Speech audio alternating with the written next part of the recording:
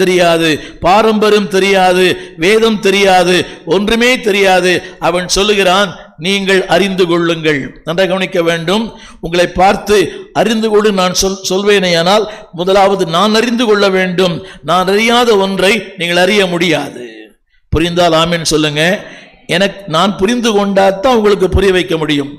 இந்த யூடியூப்ல ஏறக்குறைய 10,700 பிரசங்கம் பண்ணியிருக்கிறோம்.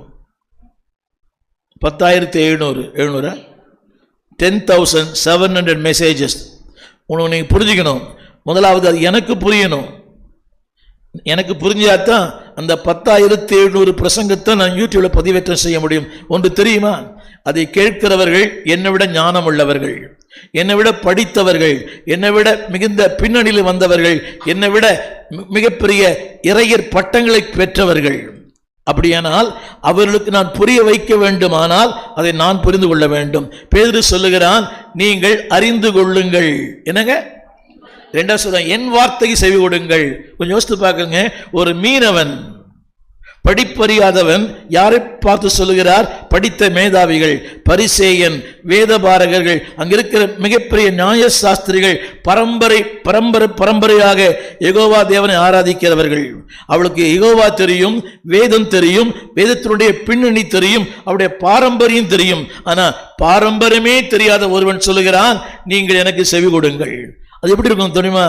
ஒரு மாதிரி விகற்பமா இருக்கும், பைத்தியக்காரத்தனமா இருக்கும், அது அற்பமா இருக்கும். ஆனால் அப்படிப்பட்ட மனிதனை தேவன் பயன்படுத்துகிறார். நான் சொல்ல வந்த கருத்து என்னவென்றால், when God says something, தேவன் ஒன்றை சொல்லும் போது ஆயத்தப்படுத்தித்தான் உங்களை அனுப்புகிறார்.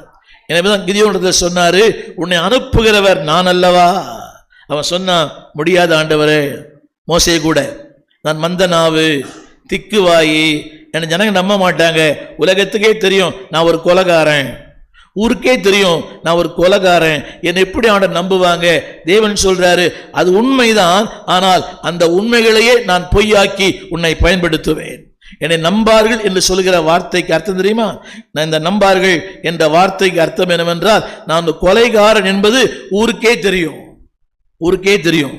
ஆனால் என்ன போய் ஊழியம் செய்ய சொல்றீங்க, வார்த்தையை சொல்ல சொல்றீங்க, ஜனங்களை மீட்க சொல்றீங்க. நானே ஒரு கொலை செய்தவன், நான் எப்படி மீட்க முடியும்? தேவன் சொல்லுகிறார், உன்னை அனுப்புகிறவர் நான் அல்லவா? கரங்களை உயர்த்தி அம்மா இருக்கிறீங்களா? தேவன் ஒன்றை சொல்லுவாரானால் அதற்கு முன்பதாகவே செய்துதான் சொல்லுகிறார். ஆமென். சின்ன கேள்வி, அவளை பந்தி அமர செய்யுங்கள். என்னங்க? சாப்பாடே இல்லை.